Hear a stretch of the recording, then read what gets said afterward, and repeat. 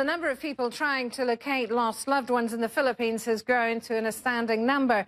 Google's Person Finder site lists 61,000 people who are trying to reconnect. And CNN's Samuel Burke joins us now from the fifth floor newsroom with colleagues who are tracking iReport Please for help. Samuel. Fanua, all of my colleagues here that you see, they're helping to coordinate all of the teams and reporters that we're sending out to the Philippines. But also in this room is the CNN iReport team. They're not just receiving photos and videos of the disaster, but also pictures of missing loved ones. This is Christina she's a producer at iReport, and you've been talking to Andrew Enderes. He's an engineer who's Filipino but lives in the United Arab Emirates. When was the last time he spoke with his family?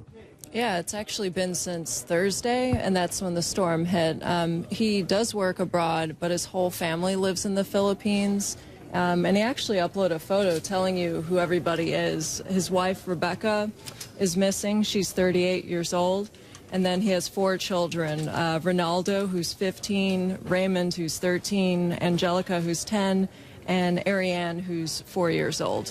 So he's missing 4 children and his wife. He's in the United Arab Emirates. But I want to go over to Daphne. She's also a producer at iReport, and she has been speaking with somebody who is in Maryland, and she's also missing her family in Tacloban City. When's the last time she spoke with her family? Right. Aisa Aigbe, she spoke with her mother on Thursday before the storm hit. Her mother was very frightened. She said the ceilings were giving in.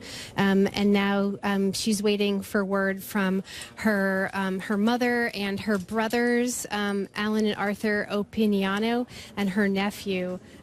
She is worried about them and wants to get them help and doesn't know how. So these are just some of the families that posted pictures on iReport who are still missing. But we actually have been covering a story of a man named David Armstrong. We had him on the show yesterday. We talked about his story. He has found his wife, Ruby, and posted some information on iReport.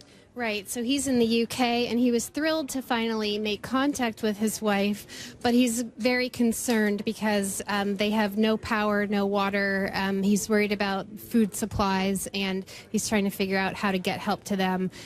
She said that the electric company told her they could be without power for months. And Ruby, his wife, is in Ormoc City, Fanua. The other family's Tacloban, but this man, his wife in Ormoc City. Yeah, and of course, a lot of focus has been on the places where communications have been established and there has been accessibility. So even though this man, David Armstrong, has found his wife and family as well, presumably they're still in a precarious enough situation. Yeah, and he said, he told the producers at iReport he's very worried that everybody's focused on Tacloban, but not on these other cities like the place where his wife is. But meantime, as people get more and more access back to things like Facebook and Twitter and iReport, we're seeing the numbers just soar. Like you said earlier, Google now has over 60,000 missing people reported on their platform. So the more connections people regain, the more these numbers are rising, Fanua.